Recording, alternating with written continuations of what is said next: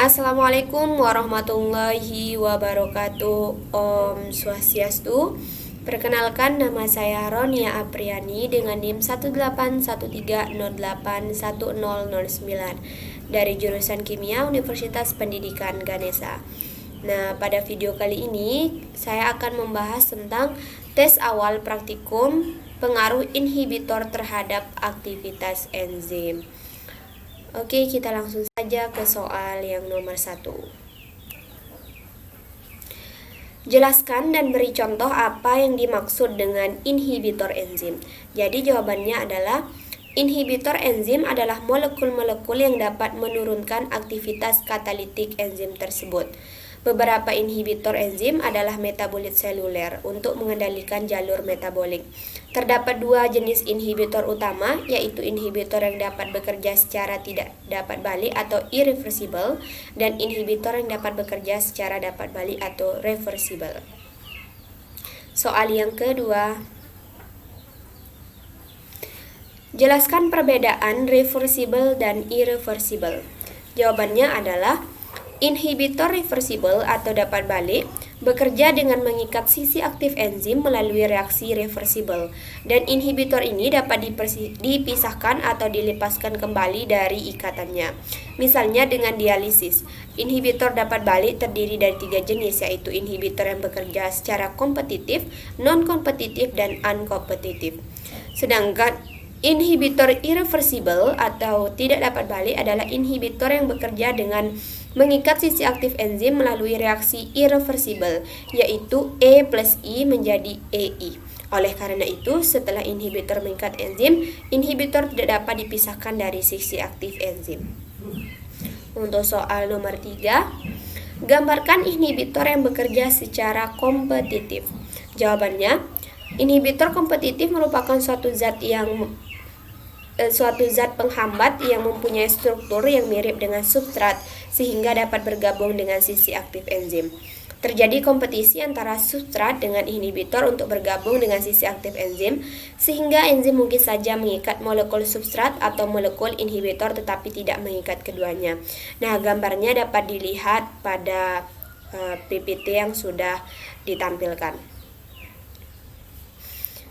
Oke, lanjut ke soal nomor 4. Jelaskan pengaruh inhibitor kompetitif pada plot Michaelis-Menten.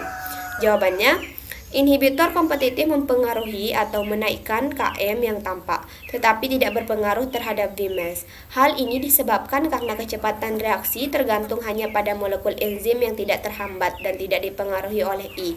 Karena I tidak diikat, Vmax terjadi pada konsentrasi substrat tinggi, pada konsentrasi di mana I tidak mampu bersaing. Pengaruh inhibitor kompetitif dalam menginhibisi reaksi tergantung pada konsentrasi inhibitor, konsentrasi substrat, serta afinitas relatif substrat dan inhibitor terhadap enzim pada konsentrasi tertentu dari inhibitor dan enzim. Jika konsentrasi substrat rendah, maka inhibitor mempunyai kemampuan berkompetisi lebih besar dibandingkan dengan substrat dalam mengikat enzim, sehingga tingkat atau derajat inhibisinya tinggi. Namun pada konsentrasi inhibitor dan enzim yang sama, jika konsentrasi substrat tinggi, maka inhibitor mempunyai kemampuan berkompetisi lebih kecil daripada substrat dalam mengikat enzim, sehingga derajat inhibisinya menjadi rendah.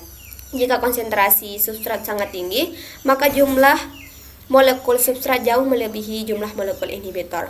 Pada keadaan ini, pengaruh inhibitor menjadi sangat kecil atau dapat diabaikan. Untuk soal nomor 5, jelaskan perbedaan inhibitor yang bekerja secara unkompetitif dengan non-kompetitif. Jawabannya, inhibitor yang bekerja secara unkompetitif hanya dapat mengikat kompleks enzim substrat, tidak dapat mengikat molekul enzim bebas. Kompleks substrat enzim inhibitor adalah kompleks yang tidak aktif karena tidak dapat menghasilkan produk. Sedangkan inhibitor yang bekerja secara non-kompetitif dapat berikatan baik dengan molekul enzim bebas maupun dengan kompleks. Enzim substrat menghasilkan kompleks inhibitor yang tidak aktif atau tidak menghasilkan produk. Inhibitor non-kompetitif mengikat enzim pada sisi pengikatan yang berbeda dengan substrat. Dengan terikatnya inhibitor, aktivitas katalisis enzim menjadi rusak. Hal ini mungkin disebabkan oleh inhibitor terikat pada sisi katalitik enzim atau inhibitor terikat pada sisi lain atau bukan sisi katalitik. Tetapi pengikatannya menyebabkan perubahan konformasi enzim yang mempengaruhi keadaan sisi katalitik walaupun tidak mempengaruhi sisi pengikatan substrat. Untuk soal nomor 6, dalam percobaan dilakukan sebagai berikut. Isi tabung reaksi dengan zat-zat yang ada, aduk hingga homogen. Tambahkan homogenat hati sebanyak 2 ml pada tiap-tiap tabung. Aduk segera atau secara perlahan dan tambahkan beberapa tetes parafin oil untuk menutup permukaan larutan. Catat waktu atau T0. Amati perubahan warna tiap tabung. Catat waktu apabila perubahan warna telah sempurna. Bandingkan dengan tabung 5 sebagai belangko. Nah, mengapa terjadi perubahan warna? Jawabannya adalah campuran tersebut berubah warna menjadi coklat dan pada lapisan atas terdapat cincin biru yang sangat tipis dan lapisan parafin oil. Perubahan warna ini mengindikasikan bahwa sebagian indikator metilen dalam bentuk tereduksi. Terjadinya reduksi pada indikator redoks metilen biru disebabkan karena terjadinya reaksi substrat yang dikatalisis oleh enzim suksinat dihidrogenase menghasilkan bentuk fumarat. Reduksi substrat diikuti oleh reduksi indikator metilen biru sehingga indikator metilen biru berada dalam bentuk tereduksinya yaitu tidak berwarna. Untuk soal nomor 7, tuliskan persamaan reaksi enzimatis inhibitor kompetitif suksinat dihidrogenase. Jadi, enzim suksinat dihidrogenase mengkatalisis pembebasan 2 atom hidrogen dari suksinat, yaitu 1 dari masing-masing kedua gugus metilennya, yaitu CH2. Dehidrogenasi suksinat ini dihambat oleh malonat yang menyerupai suksinat karena sama-sama memiliki gugus karboksil bermuatan negatif yang berjarak tepat sehingga dapat menempati sisi aktif enzim. Akan tetapi, malonat tidak dihidrogenasi oleh enzim suksinat dihidrogenase. Malonat hanya menempati sisi aktif enzim tersebut dan menguncinya sehingga enzim tidak dapat bekerja pada substrat. Nah, untuk persamaan reaksinya dapat dilihat pada gambar. Soal nomor 8. Tuliskan model mekanisme inhibitor uncompetitive. Nah, inhibitor yang bekerja secara uncompetitive hanya dapat mengikat kompleks enzim substrat, tidak dapat mengikat molekul enzim bebas. Kompleks substrat enzim inhibitor adalah kompleks yang tidak aktif karena tidak dapat menghasilkan produk. Nah, untuk model mekanismenya dapat dilihat pada gambar.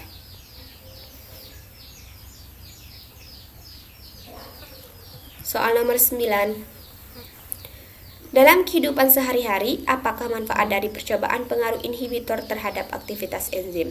Nah, jawabannya adalah salah satu contoh manfaat dari percobaan pengaruh inhibitor terhadap aktivitas enzim dalam kehidupan sehari-hari adalah sebagai pengawet makanan. Karena proses metabolisme dapat dihambat pada proses pembusukan dengan proses inhibitor sehingga menjadi lebih awet. Soal nomor 10. Dalam percobaan pengaruh inhibitor terhadap aktivitas enzim, bagaimana cara menurunkan atau meniadakan pengaruh inhibitor terhadap jenis reaksi inhibisi? Jawabannya, pengaruh inhibitor kompetitif dalam menginhibisi reaksi tergantung pada konsentrasi inhibitor, konsentrasi substrat, afinitas relatif substrat, dan inhibitor terhadap substrat. Pada konsentrasi tertentu, inhibitor dan enzim dan juga substrat rendah, maka inhibitor mempunyai kemampuan berkompetisi lebih besar dibandingkan substrat dalam mengikat enzim, sehingga daya inhibisinya tinggi. Namun apabila konsentrasi inhibitor dan enzim sama, jika konsentrasi substrat tinggi, maka inhibitor mempunyai kemampuan berkompetisi lebih kecil dari substrat dalam berikatan dengan enzim, sehingga daya inhibisinya rendah. Jika konsentrasi substrat sangat tinggi, maka jumlah molekul substrat jauh melebihi jumlah molekul inhibitor. Pada keadaan ini, pengaruh inhibitor dapat sangat kecil atau dapat diabaikan. Soal nomor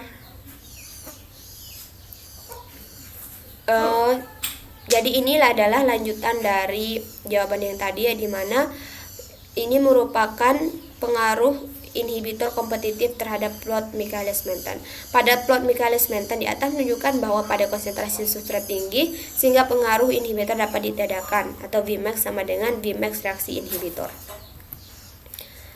Soal nomor 11. Dalam percobaan ini menggunakan indikator metilen blue. Tuliskan range kerja indikator tersebut. Metilin biru sebagai indikator pengoksidasian suksinat menjadi fumarat oleh enzim suksinat dihidrogenase. Mekanismenya melalui reaksi redoks sederhana. Ketika substrat suksinat mengikat sisi aktif enzim suksinat dihidrogenase, maka akan teroksidasi dan terbentuk fumarat yang ditandai dengan tereduksinya metilin biru dari berwarna biru menjadi tidak berwarna. Range kerja indikator metil biru berkisar dari pH 10,6 sampai pH 13,4 dan memberikan warna biru sampai dengan ungu. Kemudian soal nomor 12, dalam percobaan ini apa fungsi homogenat hati? Jawabannya, homogenat hati yang digunakan pada praktikum berfungsi sebagai sumber enzim suksinat dihidrogenase. Suksinat berperan sebagai substrat sedangkan sitrat berperan sebagai inhibitor. Soal nomor 13, apa fungsi parafin oil dalam percobaan ini dan tuliskan rumus kimianya. Jawabannya, parafin oil yang berfungsi sebagai penutup lapisan agar campuran metilin biru, aqueous, wafer fosfat, suksinat, sitrat, dan homogenat hati yang tidak terkontaminasi oleh udara luar sehingga proses terjadi dalam sistem optimal. Untuk rumus kimianya, CnH2n plus 2 di mana N-nya merupakan nomor karbon atomnya. Kemudian untuk soal nomor 14, dalam percobaan ini ada konsep derajat inhibisi. Tentukan cara menghitungnya. Jawabannya, jadi persen inhibisi itu dapat dihitung dengan absorbasi belangku dikurangi dengan absorbasi sampel dibagi dengan absorbasi belangku dikali 100%. Kemudian soal yang terakhir, data kinetika enzim dengan kehadiran dua inhibitor yaitu A dan B adalah sebagai berikut. Nah, konsentrasi inhibitor A sebesar 5 kali 10 pangkat min 4M dan inhibitor B sebesar 3,2 kali 10 pangkat min 4M. Jadi yang soal yang pertama, tentukan nilai Km dan Vmax dari enzim tersebut.